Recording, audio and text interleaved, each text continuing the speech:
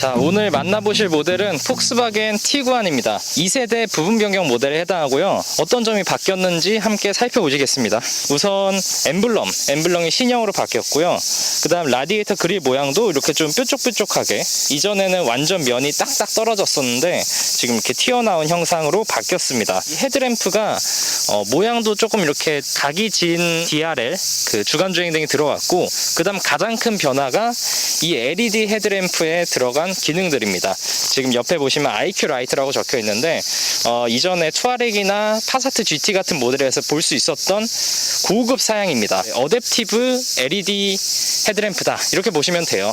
안에 이제 32개 LED가 촘촘하게 박혀 있어서 앞차나 반대편에서 오는 차 이런 것들만 싹싹 가려주고 나머지를 환하게 비춰주는 그런 기능입니다. 그 다음에 범퍼 디자인도 조금 바뀌었습니다. 부분 변경 모델이니만큼 변화가 거의 없습니다. 지금은 19인치 휠인데 트림에 따라서 18인치가 끼워질 수도 있고요. 235 550R19 타이어가 끼워져 있습니다. 윈도우 라인에 크롬을 사용했지만 깔끔하고요. 이 캐릭터 라인도 기존과 동일하게 매끈하게 완전 수평적으로 이어지는 형태로 되어 있습니다. 이 아래쪽에도 살짝 주름을 줘놓긴 했는데 어쨌든 굉장히 깔끔하고 단순한 이미지가 강하다, 이렇게 보시면 될 것 같아요. 그리고 나름의 SUV 이미지를 포장하기 위해서 앞뒤 휠하우스 위쪽에는 이렇게 철판을 한 번씩 접어놨어요. 그래서 조금 더 이 검정 플라스틱과 함께 나중 오프로드 갈 수 있는 차야, 이런 이미지 주고 있고, 루프렉과 거대한 파노라마 선루프까지 장착이 돼 있는 최상위 트림입니다. 제가 지금 보여드린 모델은 2.0 TDI의 포모션의 프레스티지, 가장 비싼 모델입니다. 디자인 변화도 별로 없고 실제로 크기도 이전과 거의 똑같아요. 약간의 차이는 있는데 4.5m 정도 되는 길이, 그리고 휠 베이스도 2680mm예요. 그러니까 쉽게 생각하시면 이제는 투싼이나 스포티지보다 작아진 게 아니죠. 투싼이랑 스포티지가 더 커진 거죠. 그리고 휠 베이스가 니로보다 짧거든요. 니로가 2700mm고 뭐 이제 많은 준중형급 세단이나 뭐 그 SUV들이 다 넘어서고 있는데, 이따 말씀드리겠지만 실내는 좁지 않습니다. 자, 뒤쪽도 여기 신형 엠블럼 장착됐고요. T9한 레터링과 포모션, 네 바퀴 굴린 모델이기 때문에 포모션 레터링까지 적용이 되어 있습니다. 그 다음 이제 테일램프 디자인이 조금 바뀌었어요. 뭐 이렇게 자세히 보시면 여기 지금 턴 시그널도 이렇게 흐르는 듯한 방향 지시등이 적용이 됐고, 거의 바뀐 게 없지만 머플러는 숨겨져 있고요. 자, 트렁크 기본 용량은 615리터, 그리고 폴딩을 하면 1650리터 정도까지 늘어납니다. 그래서 지금 조금 짐이 실려 있는데 웬만한 준중형급 SUV 중에서는 이 정도면은 꽤 넓은 공간을 가지고 있다라고 보셔도 되고, 완벽하게 180도는 아니지만 어느 정도 이렇게 플랫하게 폴딩이 됩니다. 그래서 뭐 차박 즐기기에도 괜찮을 것 같아요. 그리고 이 아래쪽에는 스페어 타이어가 위치합니다. 폴딩은 4대 2대 4로 가능합니다. 자, 실내도 변화가 크진 않은데 좀 실용적으로 바뀌었어요. 여기 있는 기능들도 똑같고 사용법도 똑같고 계기판도 이전에 보셨던 그 디지털 계기판 똑같습니다. 이 계기판에 대해서는 크게 불만이 나오진 않아요. 워낙 폭스바겐이 사용자 편의를 고려해서 잘 만들어 놓은 거기 때문에 계기판, 스티어링 휠 쪽에 불만은 별로 없고요. 깔끔한 디자인입니다. 그 다음 이제 디스플레이 쪽이 바뀌었어요. 그래서 센터 패시아 쪽에 보면은 이렇게 제스처로 움직일 수 있는 이런 기능들이 생겼고, 조금 더 사용하기 편하게 이렇게 디자인이 바뀌었어요. 근데 저는 솔직히 이 제스처 컨트롤이 실용성이 있는지에 대해서는 의문이 있습니다. 예전부터. 그 다음에 아래쪽에 이제 공조기 쪽 전부 다 터치식으로 바뀌었습니다. 보시면은 이렇게 터치식으로 온도 조절, 뭐 열선 시트 이런 것들 다 조절할 수가 있고요. 전반적으로 좀 하이글로스가 많이 쓰이다 보니까 지문 묻는 거에 좀 걱정이 될 것 같긴 한데, 그래도 잘 닦이니까 뭐 나름 괜찮은 것 같아요. 보기엔 예쁘거든요. 다른 편의 장비들 C타입 2개, 무선 충전, 시거잭 이런 것들 다 있고, 여기 요 옆에 부분은 똑같습니다. 주행 모드 여기 보시면 에코, 노멀, 스포츠, 인디비주얼 이렇게 모드 바꿀 수 있는 거 있고, 그 다음에 이렇게 하면은 뭐 오프로드 엑스퍼트, 그다음 맨 마지막은 스노우, 이런 식으로 이제 주행 모드 바꿀 수가 있고요. 이거는 포모션이기 때문에 들어가 있는 기능들입니다. 그 다음에 변속기 레버가 조금 바뀌었어요. 단수를 이렇게 보여줍니다. 그래서 이 부분은 좀 좋은 것 같고, 근데 이게 약간 헐겁다고 해야 될까요? 감이 좀 헐겁고 이렇게 딱딱딱 체결된 느낌보다는 좀 헐거운 것 같아서 아쉽다. 그다음 시트가 푹신푹신하고 편한 거는 이전과 마찬가지인데 특별히 개선이 있었던 것 같지는 않습니다. 패턴도 똑같고요. 앞좌석뿐만 아니라 뒷좌석에 있는 그 뒷문 도어의 수납함이라고 해야 되나요? 그쪽에도 이제 이렇게 부드러운 천을 덧대가지고 좀 딸그락딸그락 덜 거릴 수 있게, 안 보이는 쪽은 플라스틱인데 바깥쪽에는 어쨌든 부드러운 천을 대놨습니다. 앞좌석에서 혼을 한맛 좀 내자면 어라운드 뷰도 들어갔고요. 360도 뭐 에어뷰라고 하죠. 그리고 후방 카메라 여기 있는데 화질이 계속 안 좋네요. 예전부터 안 좋았는데 이 부분 개선은 좀 빨리 됐으면 좋겠어요. 어라운드 뷰까지 있는 것도 너무 좋은데 후방 카메라 화질은 개선이 시급하다. 가장 앞으로 당겼을 때, 그리고 가장 등받이를 세웠을 때 이런 공간이 나옵니다. 제 키가 173인데 운전 자세를 굉장히 타이트하게 잡아놓은 상태거든요. 아무래도 이 테스트 드라이브를 하다 보니까 앞으로 많이 당겨 놓는데 그래도 무릎이 닿진 않네요. 그리고 뒤로 당기면 이만큼, 한 소나타 정도의 무릎 공간이 나오는 것 같아요. 거의 정말로. 그리고 이 리클라이닝 기능을 사용하면 굉장히 많이 뒤로 젖혀집니다. 뒷좌석에 앉은 승객이 발 공간이 없다든지 무릎 공간이 좁다든지 혹은 헤드룸이 좁다든지 하는 이런 불만은 절대 나오지 않을 것 같아요. 아주 충분한 공간이고, 그리고 이런데 스마트폰 같은 거 넣기 좋을 만한 공간도 이렇게 좀 마련을 해놨습니다. 포모션이긴 하지만 센터 터널이 아주 높진 않아서 가운데 앉기에도 그냥 전향은 될 것 같아요.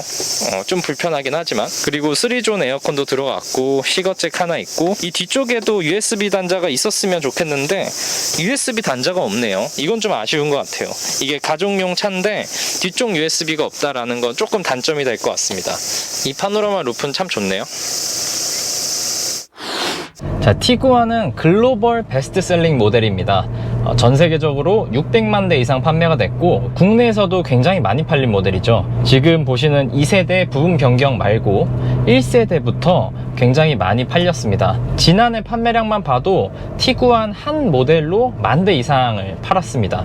그러니까 기본적으로 우리나라에서도 인기가 높은 모델이다 라고 할 수 있는데요. 차의 크기가 컴팩트하기도 하지만 실제로 차체 바닥 쪽의 높이가 그렇게 높은 편은 아니에요. 그러다 보니까 승하차하기 굉장히 편리하고, 뭐 여성분들이 치마를 입었을 때도 이렇게 타고 내리기에 아주 적합한 높이가 됩니다. 근데 반면에 이 시트 포지션 자체는 그렇게 낮지 않습니다.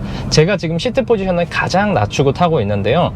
이 정도만 해도 승용차보다는 확실히 높은 시트 포지션을 유지하고 있고, 요즘 나오는 SUV들, 그 중에서도 도시명 SUV, 굉장히 작은 차들이 많죠. 그런 차들이랑 비교했을 때는 확실히 좀 더 진짜 SUV스러운 느낌이 납니다. 롤도 좀 크고요. 스트로크 범위도 좀 커서 큰 요철이나 아니면 방지턱 같은 거를 넘을 때는 꽤 많이 출렁이는 듯한 느낌도 듭니다. 이 페달 응답성도 마찬가지인데요. 가속 페달, 브레이크 페달이 전부 다 좀 마일드하게 세팅이 되어 있습니다. 그래서 민감하게 반응하지 않고 제가 좀 푹 깊게 눌렀을 때도 편안하게 좀 받쳐준다, 이런 느낌이 들기 때문에 초보 운전자 혹은 이 민감한 게 싫은 분들에게도 아주 안성맞춤입니다. 근데 이제 문제가 되는 부분은 뭐냐? 바로 파워트레인이 디젤밖에 없다라는 점입니다. 이게 사실 우리나라 시장에서는 가장 큰 문제일 것 같아요. 지금 디젤을 선호하지 않는 분들이 너무 많이 생겼고, 이 디젤 파워트레인 딱 한 가지 가지고 국내 소비자들에게 이렇게 어필하기가 좀 쉽지가 않습니다. 더군다나 이 파워트레인 개선이 있긴 했지만 엄청 크진 않아요. 최고 출력은 기존과 동일한 150마력 사양이고 최대 토크가 2kgm 정도 올랐습니다. 물론 최고 출력과 최대 토크가 나오는 시점이 조금 앞당겨졌어요. 기존에 뭐 3200rpm이던 게 3000rpm으로 당겨지고, 이런 식으로 그 힘, 최대 힘이 나오는 rpm 구간이 조금씩 앞당겨졌는데 실사용 구간에서 조금 더 좋은 성능을 보여주는 건 맞습니다. 근데 수치적으로 150마력이라는 수치는 이제는 국내 소비자들에게 너무나 낮은 숫자다 라고 말씀드릴 수 있을 것 같아요. 2.0 디젤 엔진인데도 불구하고 150마력 사양이기 때문에 이 차가 그렇게 가벼운 차도 아니고 소비자들이 볼 때는 확실히 부족할 수 있다. 그리고 이전과 거의 동일하게 느낄 수도 있다라는 게 가장 큰 단점입니다. 흔히 말하는 제로백 수치는 9.4초인데요. 일상에서 쓰기에는 충분한 수치긴 해요. 아무래도 소비자들이 볼 때는 한 190마력 정도는 돼야 되지 않나? 이런 생각을 많이들 하실 것 같습니다. 대신 그래도 연비는 좀 올랐어요. 이 앞바퀴 굴림 모델 기준으로 했을 때 기존보다 한 1에서 2km 정도 연비가 올라갔고, 지금 제가 타고 있는 모델은 4바퀴 굴림이기 때문에 13km대의 연비를 마크하고 있습니다. 앞바퀴 굴림 모델은 한 15에서 16km 정도 되는 연비를 보여준다, 이렇게 보시면 되겠습니다. 지금 탑재되어 있는 엔진은 EA288 에보 엔진입니다.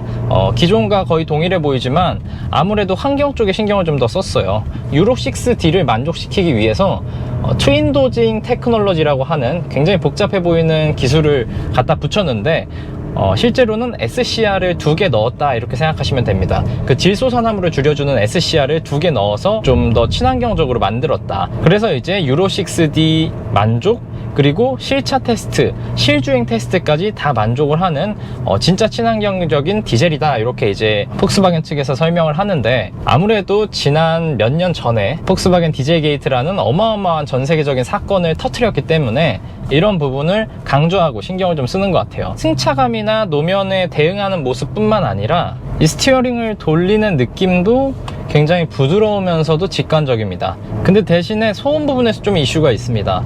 전에 티구안도 그랬었는데 엔진음이 좀 큽니다. 걸걸하고, 이 부분은 특히 가속을 할 때 두드러져요. 정속 주행할 때는 크게 거슬리지가 않는데 가속을 할 때, 한 2000rpm 혹은 그 이상으로 갈 때는 꽤나 크게 시끄럽게 들립니다. 그래서 이 부분은 불편할 수가 있으니까 이 일상용으로 좀 점검을 해 보셔야 될 것 같고요. 엔진의 진동 같은 거는 괜찮습니다. 디젤임에도 불구하고 그냥 무난한 수준을 보여주고 있어서 다른 부분에서 불만보다는 엔진음 쪽에 불만이 좀 나올 것 같아요. 이 산길에서 차를 좀 몰아보면 차가 상당히 정직하다라는 걸 알 수 있어요. 제 경험상 이 앞바퀴 굴림 티구안도 꽤나 정직한 움직임을 보여줬었거든요, 예전에. 지금 보시는 모델도 아무래도 뒷바퀴에도 구동이 배분되다 보니까 산길에 올라가거나 내려갈 때, 깊은 코너에 진입할 때 모두 다 좀 정직한 움직임을 보여줍니다. 조금 더 탄탄하고 조금만 더 엔진 출력이 세면 정말 재밌는 주행을 할 수도 있을 것 같은 차예요. 주행 보조 시스템, 어댑티브 크루즈 컨트롤과 차선 유지 기능이 있는데,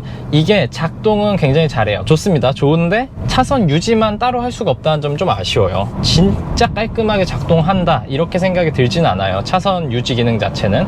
근데 어쨌든 무난하게 마음 놓고 사용하셔도 될 만큼의 그런 안정감은 있습니다. 그리고 이제 불편한 점이 한 2가지 정도 됩니다. 하나는 이제 ISG가 작동하고 오토홀드가 걸려있다가 딱 출발하는 순간, 그때의 반응이 조금 더딘 편이에요. 매끄럽게 이렇게 빠릿빠릿하게 움직여지진 않습니다. 그래서 초반엔 RPM이 붕 뜨는 듯한 느낌, 출력은 전달 안 되고, 이런 느낌이 있어서 이거를 DCT의 특성으로 볼 수도 있지만 저는 어찌됐든 조금의 단점이라고 생각을 해요. 편안한 주행을 원하시는 분들한테는 조금 거슬리는 그런 요소가 될 것 같다, 이렇게 생각이 들고, 다른 하나는 오토홀드가 걸려있는지 안 걸려있는지 계기판에서 확인하기가 어렵다는 겁니다. 좀 큼지막하게 지금 오토홀드 작동 중 이렇게 딱 뭔가 표시가 있으면 좋을 것 같은데 그런 게 없어요. 그래서 그 부분도 조금 아쉽습니다. 근데 그 외에는 뭐 옵션 굉장히 풍부합니다. 사실상 이제 통풍 시트 제외하면 거의 모든 옵션이 다 들어가 있어요. 특별히 바뀐 건 없지만 이전과 동일하게 사용하기 굉장히 편리하고, 무선 애플 카플레이나 안드로이드 오토도 마찬가지입니다. 어라운드 뷰도 있고요. 현대 기아차랑 비교를 했을 때 이 차가 특별히 구매할 만한 메리트가 있냐, 이렇게 살펴보면 대단한 매력은 없어요. 그치만 무색무취스러운 게 이 차의 매력이다, 저는 그렇게 생각을 합니다. 튀지 않고 화려하지 않으면서 동시에 좀 탄탄하게 기본부터 차근차근 쌓아온 이런 것들을 원하는 소비자에게 적합하지 않나, 그런 생각이 들고요. 수입차가 유지하는 기본 비용 자체가 좀 많이 든다, 이런 생각들이 있는데 실제로는 그렇습니다. 실제로 프리미엄 브랜드 같은 경우는 차이가 굉장히 크고, 그러다 보니까 부담을 가지시는 분들이 많이 계신데, 폭스바겐은 지금 티구안 구매하시는 분들에게 5년 15만 킬로 무상 보증을 해줘요. 차에서 문제가 생겨도 보증을 해주니까 부담이 없는 거죠. 그리고 거기다가 차를 산 뒤 1년 동안은 최대 50만원, 최대 5회의 사고 지원금이라고 해야 될까요? 그러니까 쉽게 말하면 사고 났을 때 수리비를 주겠다, 뭐 이런 의미입니다. 그래서 이런 부분들은 이 차를 첫 차로 구매하는 혹은 첫 외제차로 구매하는 분들께 꽤나 큰 메리트가 될 것 같아요. 이런 점에서는 폭스바겐의 3A 전략과 딱 맞아 떨어진다, 이렇게 보여집니다. 가격도 마찬가지예요.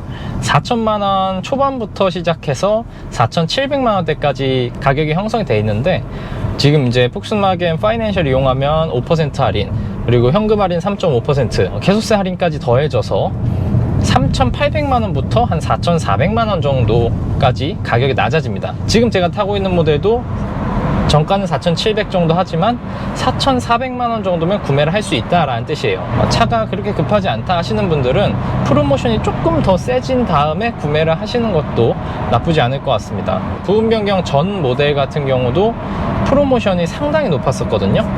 근데 이 차도 조금 지나면은 좀 더 하지 않을까 이런 생각이 들긴 해요.